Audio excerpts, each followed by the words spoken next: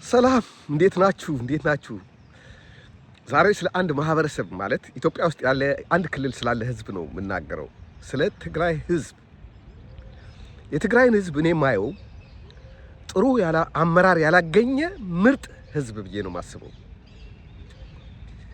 በተለያየ ዘመናት የትግራይ ህዝብ ከመሪዎቻቸው ጋር ያላቸውን ቁርኝት ስናይ በጣም የሚያስደንቅ ነው። ታሪክን ስናነብ አሁንም ብቻ አይደለም፣ ባለፉትም ስርዓቶች በተለያየ ጊዜ የትግራይ ህዝብ ከመሪዎቻቸው ጋር ያላቸው ቁርኝት፣ ህዝቡ ከመሪዎቹ ጋር ያለው ቁርኝት በጣም የተሳሰረ ነው።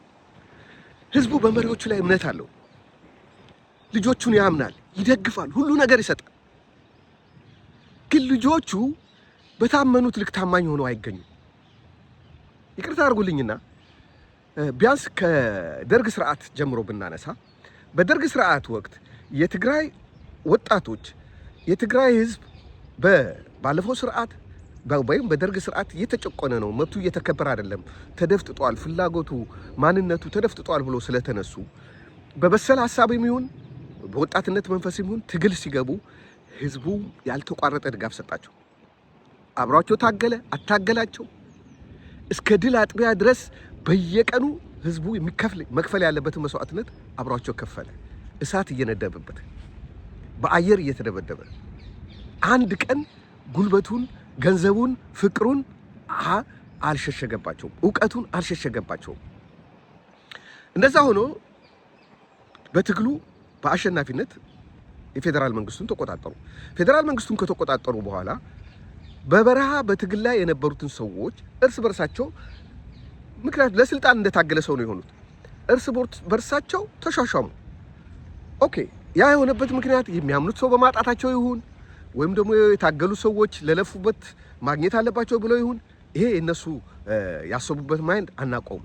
ግን እርስ በርስ ተሻሻሙ እና ለመለማመድ ጊዜ ወሰደባቸው እና አዲስ በነበሩ ጊዜ ጥሩ የተሻለ ህዝባዊ ስሜት ነበራቸው። በኋላ ግን እየቆዩ ሲሄድ ግላዊነት አጠቃቸው። ሁሉም ሀብት ወደ መሰብሰብ፣ ክብር ወደ መሰብሰብ፣ የእርስ በርስ ሽኩቻ ውስጥ ገቡ። የትግራይ ህዝብ በዛ ልክ አልተጠቀመም። ለከፈለው መስዋዕትነት የሚገባ ጥቅም አላገኘም። ሰላምም የዛን ያህል እዛ አካባቢ ላይ የተፈጠረ ችግር ባይኖርም በሌሎች ሰዎች ጋር ያለው ግንኙነት የእርስ በርስ ግንኙነቱ በጥርጣሬ እንዲታይ አደረጉ። ያ ያደረጉበት ምክንያት በሚያሳዩት ኦቨርአክት ሊሆን ይችላል። በተለያየ ምክንያት እኛንን መንግስት እኛንን የሚል ነገር የሚያይ ሌላው ማህበረሰብ እየራቀ ልቡ እየራቀ ሄደ። ኦኬ፣ ያ መንግስት ህወሓት ወደቀ። ህወሓት እንደገና ሲጠርበት ከፌዴራል መንግስቱ ሲባረር ሄዶ የተወሸቀው የት ነው? አሁንም ትግራይ ውስጥ ነው። ሲበሉ ያልበላው፣ ሲጠጡ ያልጠጣው፣ ሲደላቸው ያልደላው ትግራይ በመከራቸው ቀን አሁንም እቅፍ አድርጎ ተቀብሏቸው የነሱን ሞት እነሱን ለማዳን ብሎ ህይወቱን ገበረ፣ ልጆቹን ገበረ፣ መስዋዕትነት ከፈለ፣ ንብረቱ ወደመ፣ ተጎሳቆለ፣ ተራበ፣ ደህየ። ይሄ ሁሉ የሆነው መሪ ድርጅታችን ህወሓትና መሪዎቹን እናድን በሚል ነው እንጂ ሌላ አይደለም። ሌሎች ክልሎች እንደተገዙት ይተዳደሩ ነበረ። ባጀታቸው ሳይቋረጥ ቢያንስ እድገት ባያሳዩ የነበራቸው ነገር ሳያጡ መቀጠል ይችሉ ነበረ። ነገር ግን ልጆቻችን በእኛ ስም ነው የወጡትና አሁን ወደኛ ከተመለሱ አንተዋቸውም ብሎ መስዋዕትነት ከፈለ።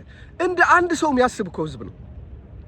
ልዩነቱን አቻችሎ አንድ ላይ የሚቆም ኢትዮጵያ ውስጥ አንድ ማህበረሰብ ከጠቀስን የትግራይ ህዝብ ነው።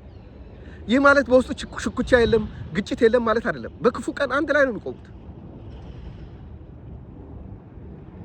በቃ መወቃቀሱ መከሳሰብ ይተውትና ሁለት ማይነጋገሩ ሰዎች አንድ ግንባር ላይ አብረው ይዋጋሉ። ያኔ እኛ ህወሓትን በምንቃወምበት ጊዜ በተወሰነ ደረጃ ተቃዋሚ በሚባል ደረጃ ባይሆንም ደጋፊ አልነበርኩም። ስለዚህ ሂስ በምንጽፍበት ጊዜ በምንተችበት ጊዜ የትግራይ ህዝብና ህወሓት አንድ አይደለም ስንል አንድ ነን ይል ነበር ህዝቡ። ከዛ እስከ መስዋዕትነት መክፈል ሄደ። አሁንም እንደገና ሌላ መስዋዕትነት ህወሓት እያዘጋጀው ነው። ግን የሆነ ቦታ ህዝቡ መንቃት አለበት። ቢያንስ ከራሱ ልጆች የተሻለ የሚያስቡለትን መምረጥ አለበት። በትግራይ ህዝብ ላይ ጥላቻ ያለው ሰው ካለ የአእምሮ ችግር ነው እንጂ ሰው እንደ ህዝብ የሚጠላበት ምክንያት የለም። በማንኛውም ብሔር ላይ የብሔረሰቡ ላይ ህዝቡ ላይ ጥላቻ ያለው ሰው የአእምሮ ህመም ነው ያለበት። እኔ በትግራይ ህዝብ ላይ ምንም አይነት ችግር የለብኝም፣ እወዳቸዋለሁ። ህወሓት ላይ ያለኝ ችግር ህወሓት ከሰራው ካምቦጫረቀው ጭቃ የተነሳ ነው። ህወሓት እንኳን ቀርቶ እነ ደብረጽዮን ወርደው እነ ፈትለወርቅ ወርደው ሌሎቹ አሉ የሚባሉት ወርደው ልጆቻቸው ህወሓትን ራሱ ይዘው ቢመጡ እደግፋቸዋለሁ። አዲስ አስተሳሰብ ይመጣል። ሰማሃል መለስ ህወሓት መሪ ብትሆን እደግፋታለሁ። የደብረጽዮን ልጅ ህወሓት መሪ ቢሆን እደግፈዋለሁ። የአባይ ፀሐዬ ወይ የስዩም መስፍን ወይ አንዳቸው የህወሓት መሪ ሆኖ ቢመጡ እደግፋቸዋለሁ። አዲስ ጄኔሬሽን ማየት ይፈልጋል ህዝቡ። ያኛው ትውልድ በቃው፣ ማድረግ ያለበትን ነገር ሁሉ አድርጓል። ከዚህ በኋላ ማድረግ አይችልም። ለአዲስ ትውልድ መስጠት አለበት። ፓርቲውን የምትወዱት ከሆነ ለአዲስ ትውልድ ስጡ። አዲስ ትውልድ ይምራው። ጦርነት ያላየ ትውልድ ይምራው። ሰው መግደል ያላየ ትውልድ ይምራው። ሰማሃል መለስ ከደብረጽዮን የተሻለ የፖለቲካ ብስለት አላት። ለምን ብትሉኝ አባቷ ሲመራ አይታለች። በቅርብ ነበረች። ኢህአዴግ እንዴት እንደሚመራ አይታለች። ተቃዋሚዎች እንዴት እንደሚያስቡ አይታለች። በሰላማዊ መንገድ ፖለቲካ መብራት እንደሚቻል አይታለች። እሷ ጦርነት ሳታነሳ ልትመራ ትችላለች። ወይም ደግሞ ባለፈው የቢተው ልጅ ትግል ላይ የነበረው ልጅ ሊመራ ይችላል። የሐሰን ሽፋ ልጅ ሊመራ ይችላል። ምክንያቱም እነሱ ከአባቶቻቸው የተሻለ ልምድ አላቸው። አባቶቻቸው በጦርነት ነው የመጡት። በጦርነት ነው ሁሉ ነገር ማለቅ ያለበት። አንድ ቃል ይናገራሉ። ያ ካልተስማማ ሰውየው በለው ነው የሚሉት። እነዚህ ግን ፍሌክሲቢሊቲ ተጠቅመው ፖለቲካ መምራት ይችላሉ። አገር ማሳደግ ይችላሉ።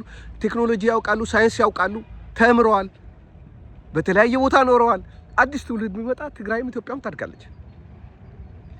ግን ዝም ብለህ ተቸክለ በሞቱ ሰዎች ሞተዋል። ኦልሬዲ አንድ እግራቸው ጉድጓድ ላይ በገባ ሰዎች ፓርቲን ይዘህ ህዝብህን ማጎሳቀል፣ ህዝብህን ማጥፋት ተገቢ አይመስለኝም። የትግራይን ህዝብ ግን አደንቃለሁ። ሁሉ ጊዜ ቻይ ህዝብ ነው፣ ታጋሽ ህዝብ ነው፣ ለልጆቹ ፍቅሩን አንጠፍጥፎ የሚሰጥ ህዝብ ነው። ይህም ባልናገር ባለ ዕዳ ነበር ብሎ ስላዳመጣችሁኝ አመሰግናለሁ። ክብር ለትግራይ ህዝብ እና ለኢትዮጵያ።